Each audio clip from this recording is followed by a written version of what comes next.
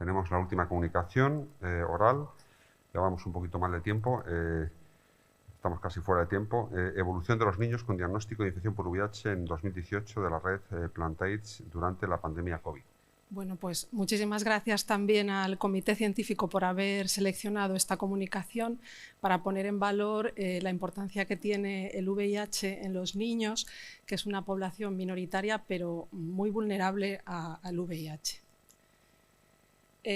A nivel global, en el VIH pediátrico lo que ha sucedido es que se ha producido, gracias al tratamiento de la mujer embarazada, una reducción de las nuevas infecciones a más de la mitad entre los años 2010 y 2020.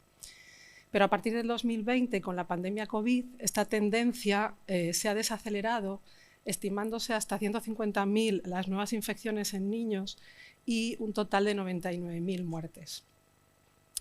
¿Y qué sucede en América Latina? Porque no es la misma situación que tenemos en España, donde el control del VIH pediátrico es 100%, ya no nacen niños, prácticamente es muy anecdótico en España, pero en América Latina, si bien ha habido una reducción también de la transmisión vertical, como ha sucedido a nivel mundial, no es la misma situación que sucede en el mundo desarrollado. La reducción de la tasa de la transmisión materno-infantil en los últimos años ha bajado desde un 20% en 2010 a un 14% en 2018, pero la población pediátrica es uno de los grupos más vulnerables en esta región.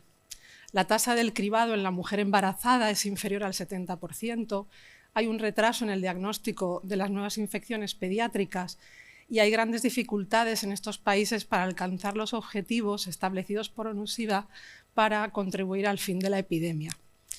Así, por ejemplo, en 2020, el 60% de los niños que vivían con VIH en América Latina conocían su estatus serológico versus el 81% de los adultos y solo el 54% de los niños que viven en estos países con VIH reciben tratamiento antirretroviral frente al 65% de los adultos. Nosotros en España estamos colaborando con los pediatras en América Latina a través del Programa Iberoamericano de Ciencia y Tecnología para el Desarrollo y se crea en 2018 esta red de trabajo que llamamos Plantaid, con el objetivo de conocer los fallos de prevención en la transmisión materno-infantil del VIH y el retraso que sucede en los diagnósticos en centros de referencia de VIH pediátrico en países de América Latina.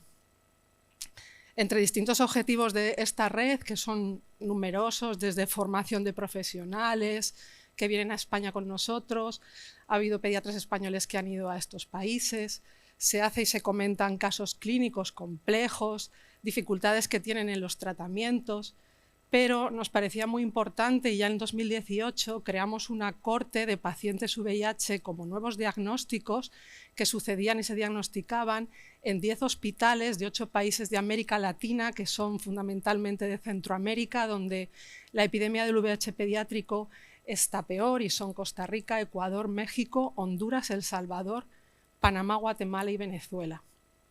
Y el objetivo principal de esta corte era describir la situación clínica y la situación analítica de los pacientes y su evolución durante los años de la pandemia COVID. Y como objetivos secundarios, evaluar el impacto del diagnóstico precoz, los niños que se diagnostican con menos de un año, y la adherencia terapéutica al tratamiento antirretroviral en la evolución de estos niños. Así como también describir qué pasaba con el COVID en esta población pediátrica inmunodeprimida. Aquí tenemos los resultados, se recogen en 2018 en estos 10 centros 72 pacientes pediátricos como nuevos diagnósticos. Los países más afectados son Ecuador, México y Guatemala. La situación al diagnóstico son todos niños pequeños de 2 añitos y medio, siendo 23 de estos 72 niños menores de un año. Un 40% son varones y el 50% ya se encuentran en un estadio clínico C. Los pacientes inician tratamiento antirretroviral de manera precoz, prácticamente nada más diagnosticarse todos, excepto un niño que tenía muchos problemas sociales, con una madre ingresada y muchas dificultades para el cuidado del menor. La toxicidad del tratamiento antirretroviral más frecuente que se describe en esta corte es la alteración lipídica debido al lopinavir y ritonavir, sobre todo en los niños mayores de 1 año. Como infecciones oportunistas se describen en 33 de los 72 pacientes, siendo la tuberculosis la más frecuente en el 33% de las oportunistas, pero también hay un 10% de infecciones por citomegalovirus y un 3% de neumonías por neumocistis girovechi. Hay 3 casos de infección por SARS-CoV-2 en esta cohorte de niños, siendo casos totalmente asintomáticos, no requirieron ingreso y cursaron de manera muy benigna. Bueno, he querido traerlo más así significativo porque se ha hecho un análisis muy en profundidad de muchos datos, pero lo que se ve es que una vez que inician los niños tratamiento antirretroviral no hay diferencias en el control de la carga viral por edad.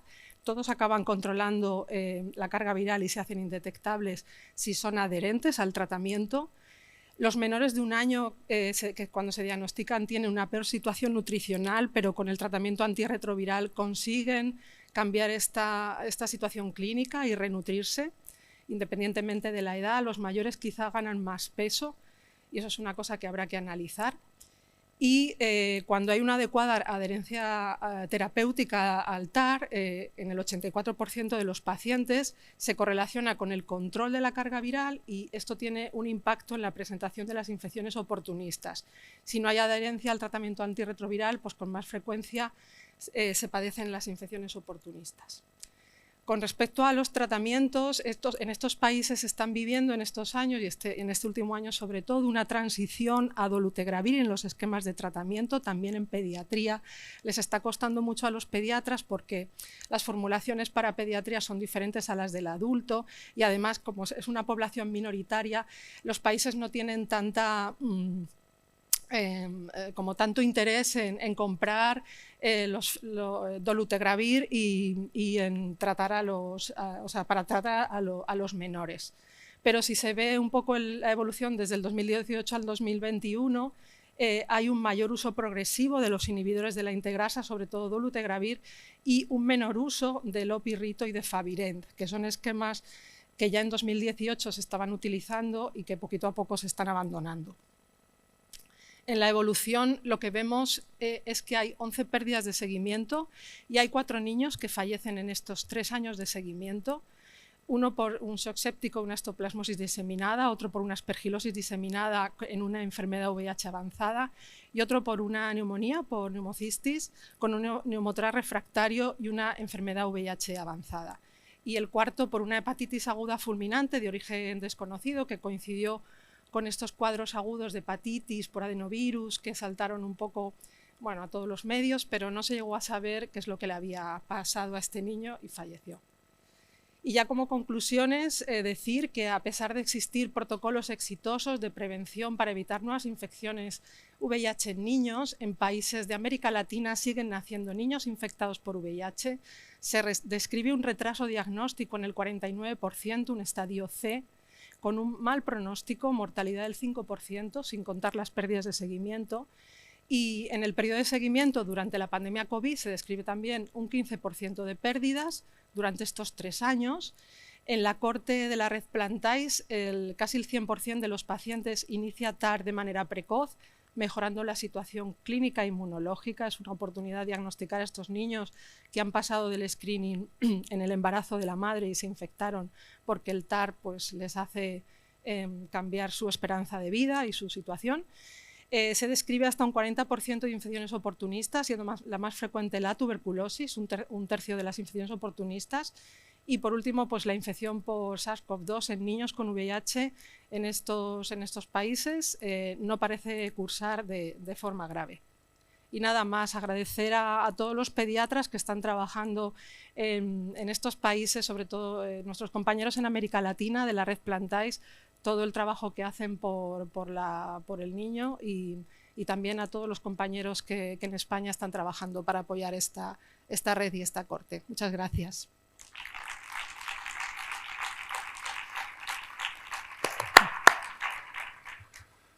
No sé si hay alguna pregunta. No me ha quedado claro a mí, es una pregunta muy básica. comentáis que la tuberculosis, ¿no?, es quizá la infección oportunista más incidente. Sí. ¿Esto se hizo al diagnóstico del VIH o después diagnosticado aparecieron datos, o sea, Sí. infecciones tuberculosas? Es a lo largo de los 3 años de seguimiento. Se diagnostican de tuberculosis a lo largo de esos 3 años, pues eso. Nuevos casos. Nuevos casos, sí. Muy bien, pues muchísimas gracias. Nada, gracias. Vale. Vamos a